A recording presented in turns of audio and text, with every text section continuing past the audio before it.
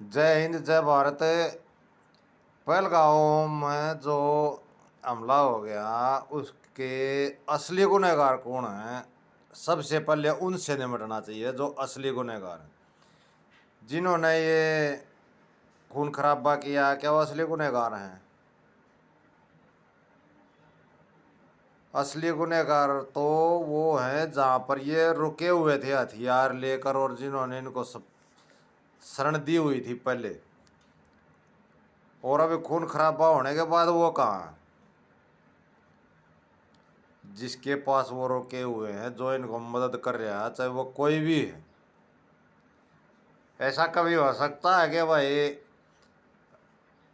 4-5 आदमी बगैर खाना खाए, बगैर नहाए धोए, बगैर आराम करे, बगैर सोने की जगह होए, बगैर रह सकता है?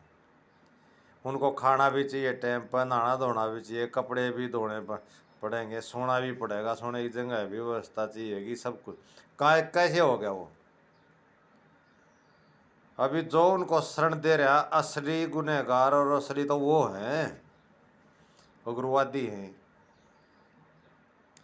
वो तो खून खराबा करके कोई भी कर सके, खून खराबा किसी टाइम भी कर सके, लेकिन फिर उसका बचाव करना, जो उसका बचाव कर रहा वो उग्रवादी होया। इतने देर तक इतने हथियार और कैमरे कुमरे भी लगा रहे थे, और भी बहुत सारे उनके पास फोन सब कुछ था। उन जितनी चीज़ों के साथ में वो अब तक नहीं पकड़े जा रहे। कहाँ वो है गुनहगार, तो उनको पकड़ो। और वो जहाँ पर वो उग्रवादी वो गुनहगार नहीं है। जो देश पे शासन कर रहे हैं, राज कर रहे हैं, सब गुनहगार हैं। प्रशासन में बड़े अधिकारी से लेकर बिल्कुल छोटे अधिकारी तक, चपरासी तक, सब गुनहगार हैं। किसी भी महकमे में जाओ, मंत्री बनकर बैठ गए, और सांसद एमएलए ये वो बनकर बैठ गए, मंत्री इतने विभाग ले लिए, सब चोर, सब उग्रवादी हैं। वो उग्रवादी इनको खत्म करो। मंत्रियों का ढूंढ लो, कोई ठेकेदार, कोई और ठेका, कोई किसी किस्म की भी जो संस्था परमिशन जितनी भी होंगी, सब उनके अपने चाहते को मिली हुई हैं। कोई है ऐसा जिसका नहीं है? नॉर्मल आदमी अगर कोई कारोबार करना चाहे जिनका इनसे कोई लेना देना नहीं है, कर सकता है क्या? तो ये गुनहगार हो नहीं है तो क्या हो गया? देशद्रोही नहीं है तो क्या है?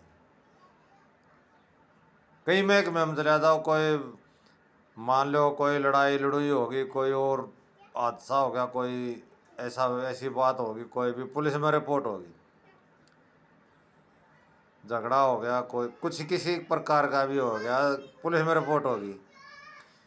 नाम लिखेंगे 50, केस में नाम होगा 500 का। 45 के नाम काटने के लिए रिश्वत सिफारिश करी जाएगी। जब नाम कटेंगे, नहीं तो नाम कटेगा नहीं। खिंचते रहो।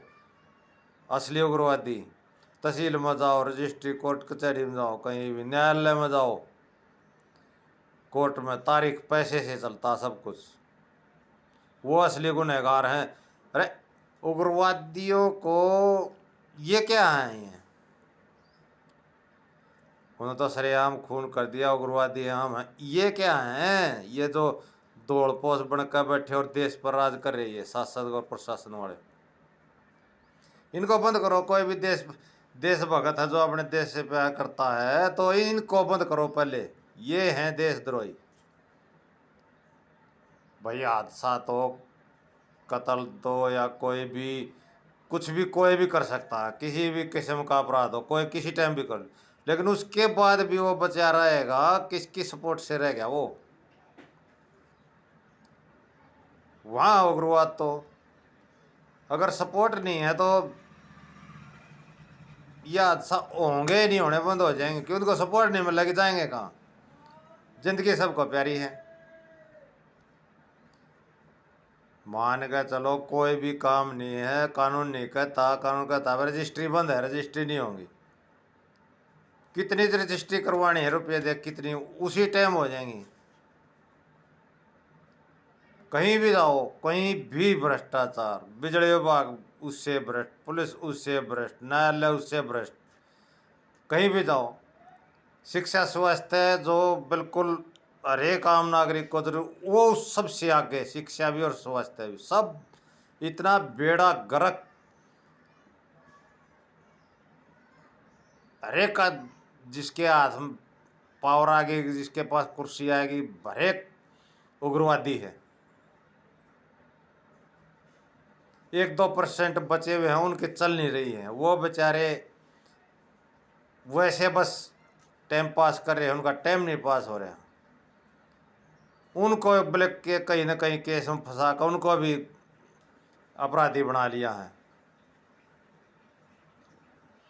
तो देश को अगर उग्रवाद से मुक्त कराना है तो पहले इन उग्रवादियों को खत्म करो। कौन करेगा? जो खत्म करने वाला वो भी उग्रवादी ही है। रिश्वत लेता पकड़ा, रिश्वत देकर छूट गया, वो कहानी हो रही है। कुछ समस्या का कहीं भी कोई समाधान नहीं है।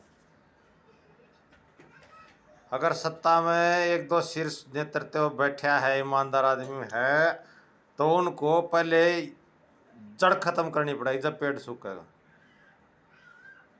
हर एक नागरिक को भी चाहिए ऐसे जो ईमानदार हैं नागरिक, उनको भी ये सोचना चाहिए कि भाई ये होना चाहिए, ऐसे आदमी को चुनकर आगे जाना चाहिए। इलेक्शन के टाइम पर पागल हो जाते हैं लोग, किस किस तरीके से वोट देते हैं देखो। ओके, जय हिंद, जय भारत।